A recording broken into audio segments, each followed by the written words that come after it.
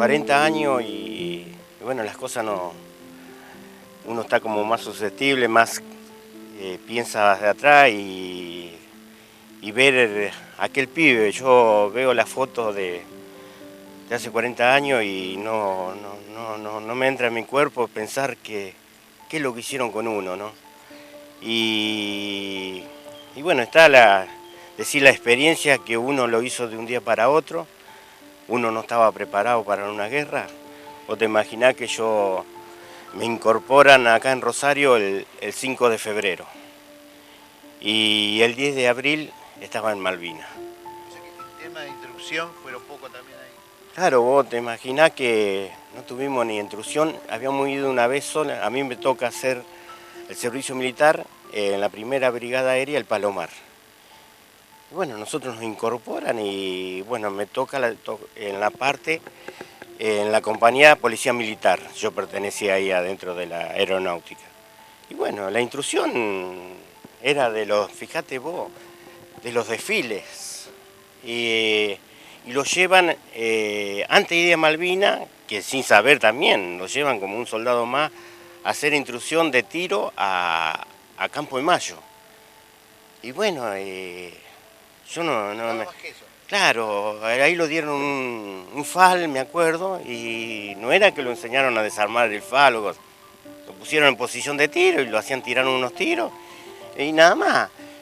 Y bueno, y fue eso lo único, y después volvemos al batallón, a la fuerza, y bueno, seguimos el día a día, y bueno, cuando llega el 2 de abril, nosotros estando incorporados ahí adentro, nos enteramos que habían tomado Malvinas.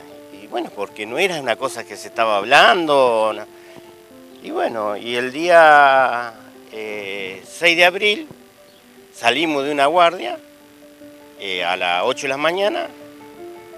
Y entonces, fíjate vos cómo nos empezamos a mover, cómo yo para mí hoy miro y qué se hizo con nosotros, porque salimos un grupo de 40 soldados que habíamos salido de la guardia, nos pusieron en hilera y dijeron, del soldado tal hasta el soldado se ponen aparte. Los otros se incorporan al ala con seguir su movimiento, ¿no? Entonces nosotros éramos 18 que quedamos. No por bueno, por alto, solamente lo sacaron del grupo. Y entonces lo dijeron que a nosotros íbamos a desayunar, íbamos a tomar un baño y que teníamos que pasar por el Deltal y eso, que también nos iban a entregar ropa adecuada para el lado del sur y que íbamos a cuidar un aeropuerto a Río Gallegos.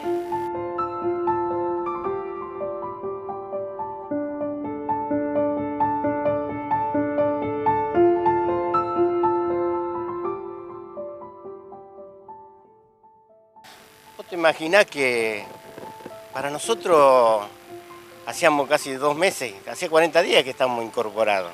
Estar encerrado, cuando lo dijeron así, era, che, nos vamos por ahí, nos vamos por ahí, lo van a sacar de acá. Y bueno, lo dieron la ropa, todo, y los cargaron en un avión y los llevaron a Río Gallegos. Llegamos a Río Gallegos, bueno, ahí desayunamos, me acuerdo que llegamos en avión, llegamos a la tardecita, lo dieron un desayuno, después cenamos y bueno, al otro día cuando nos levantamos nos ponen todo en hilera, éramos 160 soldados que habíamos ido. El grupo mío que éramos de 18, pero pasamos a ser compañía defensa, que era la otra compañía que estaba acá en el Palomar. Éramos 160 soldados, eran soldados de acá de la zona Rosario, la mayoría misioneros y algunos porteños. Ese era el grupo que integramos. Y bueno, y ahí los ponen en tonelera y ahí fue cuando lo dijeron. Bueno, acá se le va a entregar un armamento y vamos a tomar posiciones, vamos a hacer movimientos vivos y cosas porque tienen que pensar que vamos a ir a Malvinas. Ustedes saben que los ingleses están viajando y que... Así que fue una cosa que nos enteramos ahí y bueno, ahí tuvimos del día 6 hasta el 9 de abril, tuvimos 3 días. El 9 de abril lo cargan en un avión a Malvinas. ¿Puerto Argentino? Puerto Argentino, aeropuerto, Puerto Argentino. Así que tuvimos ahí en una carpa grande de campaña, se hizo y ahí dormíamos los 160 soldados. Y bueno, y en el día se trabajaba haciendo posiciones en esa cabecera de la pista. Y terminaba como una península ahí. Nosotros estábamos, del lado noroeste de la pista. Y bueno, ahí estuvimos trabajando y ahí se empezó a sentir, ya se empezó a sentir el frío. Y el frío, y yo siempre digo que el primer día que llegamos, ahí empezó una sola comida.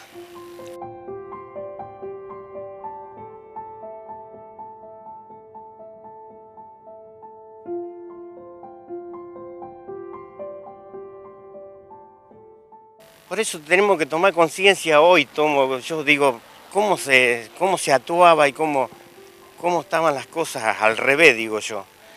A nosotros todos los días los alimentaban diciendo, los ingleses tienen que hacer 11.000 o 12.000 kilómetros en barco. ¿Ustedes saben lo que es viajar tantos días en barco? Dice, cuando los ingleses llegan acá, van a estar muertos. Y nosotros vamos a estar enteros esperando en las posiciones y tenemos la ventaja de esto. Todo al revés. Resulta que fue todo al revés. Nosotros teníamos hambre antes que empezara la guerra.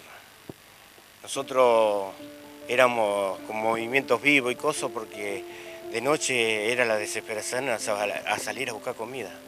Cuando arrancó la guerra, el 1 de mayo, que yo siempre digo que uno no estaba preparado y uno salió preparado de allá por todo lo que vivió, ¿no? Y yo digo, cuando empieza el primer ataque, arranca el 31 de la mañana. En la zona que nosotros estábamos, en la cabecera de pista, no era zona de desembarque. Entonces, lo único que podían atacar era con los barcos, sino con paracaidismo, grupos de paracaidismo, y si no, los aviones.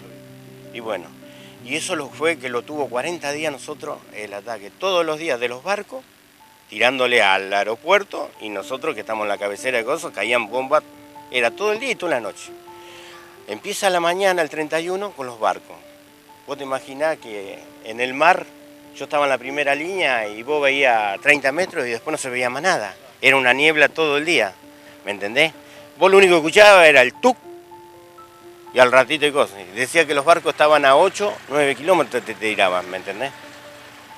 Nosotros cuando empezamos a escuchar esas bombas que empezó a temblar la isla, estamos en los pozos y los pozos se empezaban... Fíjate vos, en el primer ataque ya había posiciones que se hundían. Por la vibración, porque te imaginas, semejante masa de agua en un islote, y temblaba todo. Y bueno, y yo digo siempre, en el día lo pasamos más o menos. Pero el tema fue cuando atacaron a las 12 de la noche los aviones.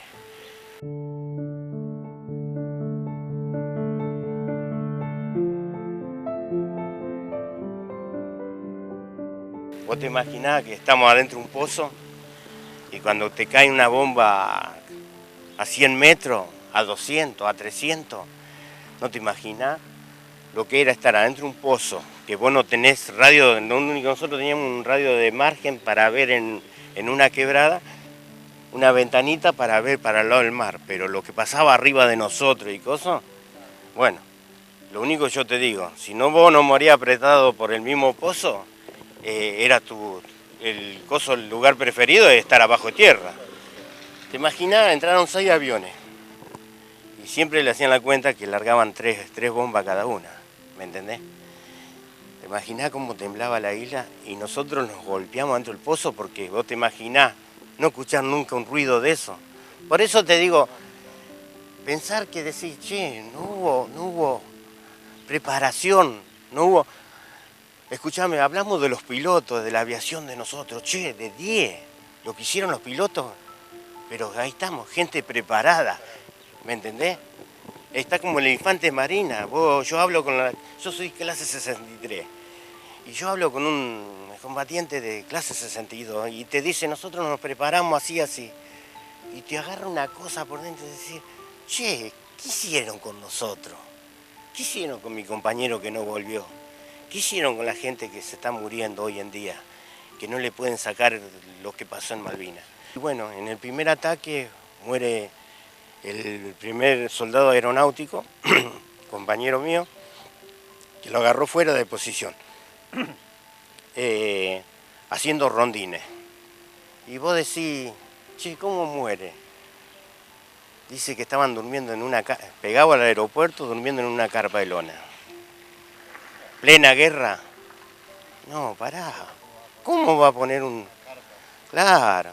Y vos decís, sí, che, el primer soldado aeronáutico. Para mí es un héroe.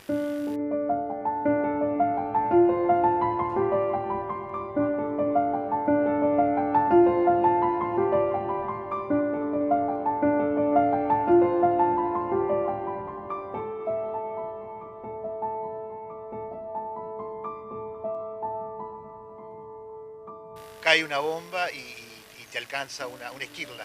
Sos alcanzado por una esquirla. Claro, yo siempre digo que el 22 de mayo, eso pasó el 22 de mayo. Fíjate vos, después de tantos años hay una relación, ¿por qué ese día atacan a la mitad de mañana los ingleses al aeropuerto, ¿me entendés? Y yo el 22 de mayo yo había estado con pie de trinchera, me enfermé en la primera línea, te digo, es lo verídico. Yo en Malvinas me arrastré por hambre y me arrastré porque no podía caminar, ¿me entendés? Y digo, bueno, me pasan a la cocina de campaña, todo ese movimiento, si te cuento, fue terrible.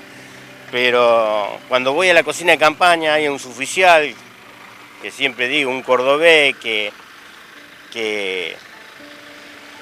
me tiró toda la ropa, los borcegos, me dio ropa seca, cosas, y bueno, y en esos días me fui componiendo de las piernas. El 22 de mayo a la mañana, estando en la cocina de campaña, el suboficial me manda a buscar una manguerita, fíjate vos, para pasar de los tubos grandes a las garrafas chicas. Cuando voy cruzando la pista, estaban las alarmas, la sirena en el aeropuerto. Y cuando sonaba tal o 3 veces o cosas, bueno, o aviones, barcos, cosas. Y bueno, sonó lo de los aviones. Y yo estaba fuera de mis posiciones, porque posiciones había en todos lados, pero vos no sabías, estaban todos abajo de tierra. Así que agarro en la pista y lo primero que veo, porque me quería tirar abajo de algo, porque vos tenías que cubrir. Y estaban los acopladitos estos de 4 ruedas, que se usan en todos lados, cargado, porque en ese tiempo se estaba alargando la pista, con chapa de aluminio. Así que salgo corriendo y me tiro abajo de un carrito. Y cuando me tiro abajo del carrito, pues lo primero, yo lo único que vos tenés es una pistola. Pero vos, cuando es aviones, metete abajo de tierra y tapate el oído, ¿viste? Y bueno, me tiré abajo del carro y cuando cosa. Y bueno, y siento que cae una bomba, ¡pah! Tiembla todo el carro, otra bomba. Y por ahí siento una cosa que golpe en el pecho. Y cuando quise cosa estaba aturdido y estaba tirado ahí. No sabía terror. Me sacaba las manos y parecía que seguía explotando, porque empezaron a explotar bombas una tras la otra. Creo que entraron 3 aviones de vez. Estoy tirado ahí, pasa, qué sé yo, parecía que hubiera estado media hora, pero no, fueron minutos.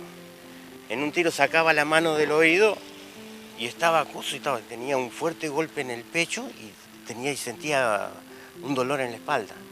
Y me tocaba, pero tirado en el suelo, no me levantaba porque estaba aturdido. Y por ahí siento que me agarran de un brazo, un suboficial, que me había visto cuando entraron los aviones, porque los aviones entraron, largan las bombas, pasan y vuelven de vuelta y tiran con las ametralladoras, ¿me entendés? Y después hacen un recorrido, pegan el recorrido y pasa una sola a una altura de no alcance de los cañones para ver el daño que ocasiona. Bueno, así que fueron minutos y me saca este suboficial y me dice, soldado, ¿estás bien? Y yo estaba, me dolía el pecho. Y entonces agarra, cuando me abre así, tenía todo esto quemado. Resulta que la onda expansiva de la bomba, se ve que me movió con carro, me levantó. Y te digo, eran 10 metros me cayó una bomba. Si vos le explicás, che, ¿cómo? Me tapó en tierra, de piedra, me salvó el carro, que al carro no lo cambió de posición, no lo levantó por el peso que tenía, pero lo movió, ¿me entendés? Y yo como estaba bajo el carro, golpeé contra el carro, ¿me entendés? Y me dejó tirado ahí, tapado en tierra y cosas. Vos vieras el pozo que había, donde caía una bomba, se abría un pozo de 10 metros para abajo y 20 Era una cosa, una casa abierta de 120 metros cuadrados, ¿me entendés? Y bueno, saca el suboficial, cuando me empieza a hacer así, resulta que los fierros calientes que había largado la bomba, que habían caído, se me habían pegado en la ropa y me había agujereado toda la ropa, como si me hubieran pegado un tiro. Tenía toda, hasta la última ropa quemada, pero yo no sentía, yo no sé si fue el miedo, el gozo de pasar ese momento, no sentía nada. Yo lo único que sentía, claro. Y entonces dice, no tiene otra cosa, nada. Y por ahí empecé a sentir como un ardor en la pierna. Cuando le digo acá, cuando me miro así no tenía nada. Cuando me bajo el pantalón, que teníamos ese pantalón con el cuerito de oveja, digo yo, estaba todo con sangre. Me había entrado una esquirla, que yo en ese momento, la esquirla es un fierro caliente, pero no era una cosa grande que me rompió lo que era la carne, pero estaba metida ahí. Pero vos sabés que no se veía, justo acá en el glúteo. Y bueno, agarra el suboficial, me lleva a la carpa de la Cruz Roja que estaba ahí pegado al aeropuerto. Y no, nos revisan, me limpian ahí, todo. No, es una herida superficial, dice no.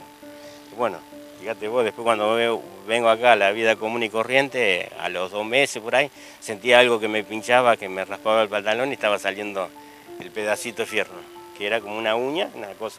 El cuerpo lo había rechazado. Y bueno, yo digo, ahí fue volver a nacer.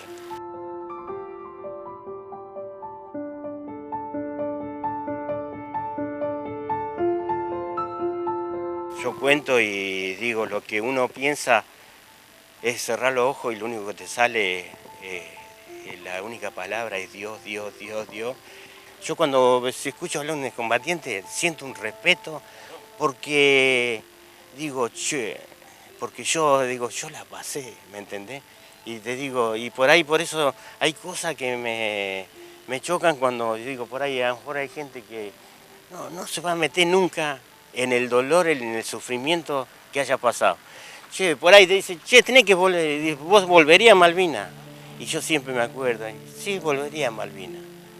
Pero, escúchame, yo volvería hoy, pues sí, te digo, tengo conocimiento y cosas, ¿me entendés? A decir, tenés que pasarla o cosas, pero te digo, hay que pasarla. Y bueno, yo creo que nosotros lo que tenemos que reivindicar, aquellos que no pudieron volver, ¿me entendés? Tenían un sueño, tenían la familia, y te digo, y lo triste de todo esto, que la mayoría no estaban preparados, ¿me entendés? Pero yo no creo que se borren los 40 años, tenemos que reivindicar que las Malvinas son nuestras, la juventud tiene que saber realmente lo que pasó en Malvinas, de contarle de qué forma pasó, quiénes fueron los que se equivocaron, quién no.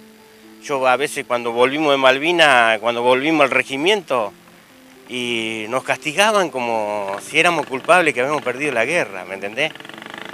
Y bueno, después vinimos a la vida particular y bueno, gracias a Dios estoy en un pueblo chico y ustedes ven, desde el primer día me tuvieron presente, no me hicieron sentir un culpable de algo y siempre va dándome fuerza y bueno, y gente como ustedes para que le llegue a la juventud y a todo, así que les agradezco mucho.